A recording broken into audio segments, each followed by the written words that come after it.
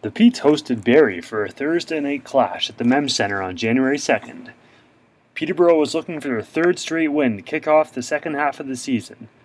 Barrie opened the scoring with a goal by Tyson Fawcett, but the Petes bounced back as Nick Ritchie buried a penalty shot for his first of two on the night. Clark Seymour scored on a long point shot to make it 2-1 Petes just 4 minutes later, but Barrie was resilient as Andreas Athanasiou scored just 14 seconds into the third.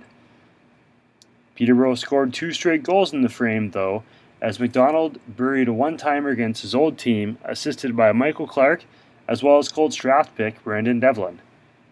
Ritchie then drove hard to the net and scored his second of the night to give the Petes a 2-goal lead. Although Zach Hall scored a late goal for Barrie, the Petes prevailed, winning the game 4-3 with Ritchie picking up 2 goals and Andrew D'Agostini making 24 saves for the win. The Petes are back in action again tomorrow night as they take on the Kingston Frontenacs at the K-Rock Centre in Kingston.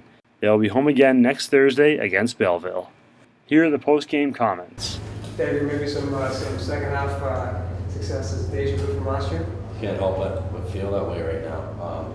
We've stuck with things, and it seems like it's finally coming together. This is a great start for us, and it's really building our confidence. And we're getting our last three out of the way, so the schedule gets a little bit lighter for us, and we're going to take it from there. Things are going well, and we're sticking with it.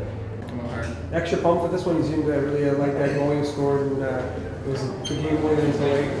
Yeah, it definitely feels good to get a goal against my own team, and obviously I was fired up, and I took a dumb penalty in the late third there, and cost us a goal. But the guys stuck with it, and I'm proud of them. It should be game on it tonight. Seems like you guys were really hungry. They were hungry as well. It wasn't the biggest offensive shutout, but almost like a preview to a playoff game. Yeah, it was. I mean, every whistle there was a scrum, and guys were getting at each other. But I mean, that's the way we want to play, and the more we play like that, the more we're going to frustrate teams and win tight games. We're missing a couple guys as far as depth to play 4 lines or whatever, and they have to play their other guys a lot more than maybe they're accustomed to. So again, you got to take advantage of those things, and we got to learn to play our style of game instead of playing the style other teams are playing, because sometimes I can get that down the wrong path and get yourself in trouble. So obviously, like playing the second half of the season, so in the last 2 years anyway, if this continues.